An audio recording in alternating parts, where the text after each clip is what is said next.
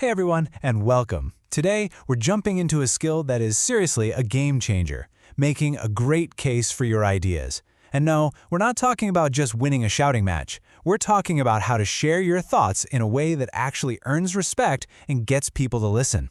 Let's do this. You know that feeling, right? You have this awesome idea, you're excited about it, but the second you try to explain it, things get tense, voices get raised, and suddenly it just feels like you're talking to a brick wall. Well, this explainer is all about how to fix that for good.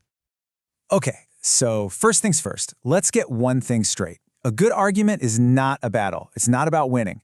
Think of it more like an invitation, an opportunity for you to share your ideas clearly and, just as important, to actually hear what other people think. The real goal here is understanding, not just being right. And this quote? This is our golden rule for the day. It doesn't matter how brilliant your point is. What really matters is how you say it.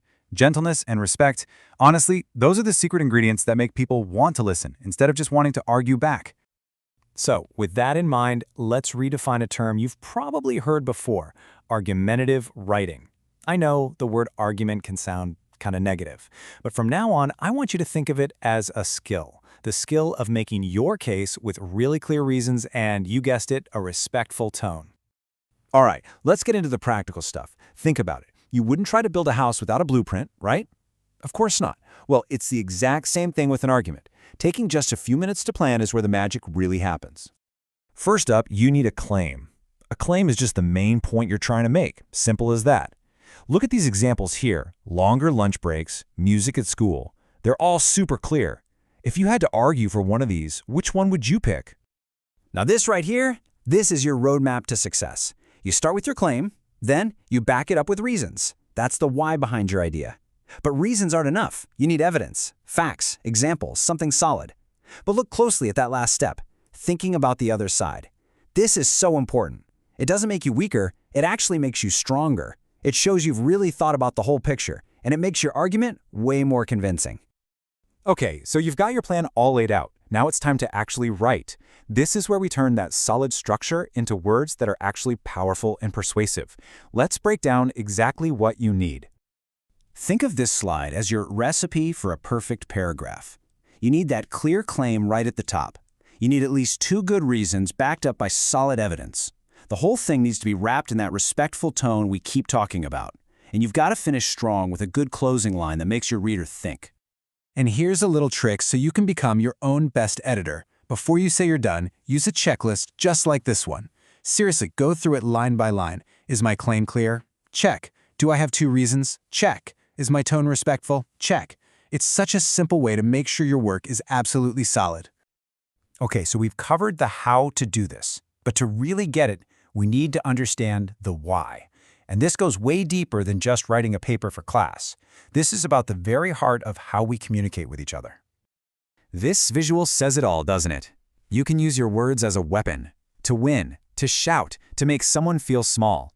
Or you can use them as a light, to help someone see, to explain, to connect. One pushes people away, the other invites them in. The choice is always yours.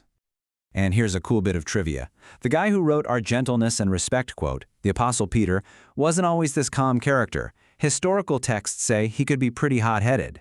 The lesson he learned, and that we can learn, is that truth isn't a weapon you use to beat somebody. It's a light you use to help them see. Just let that one sink in for a second. If what you're saying is true, you don't need to yell, you don't need to force it on people. The strength is already in the idea itself. Your only job is to share it clearly and kindly. The truth can handle the rest. So let's zoom out. Why does all this really matter? Because learning to argue with light isn't just about an English assignment. It's a skill you'll use for your entire life. It's about becoming the kind of thoughtful, wise person you want to be. And you know, according to the philosophy behind this lesson, the ultimate goal is even bigger. A really great argument, one that's made with care and respect, doesn't just make a point. It can actually point to a deeper wisdom, a desire to bring clarity and understanding into the world, not more conflict. And this fits into this bigger picture of learning. The whole idea is that what you know should always be connected to who you are. I mean, what's the point of being smart if you're using that intelligence in ways that hurt people? This approach suggests that real wisdom happens when your brain and your heart work together. So, I'll leave you with this question to chew on. You have important ideas, passions, and truths inside of you. So how are you going to share them? Not as a weapon to win a fight, but as a light to help people see. What truth will you choose to shine?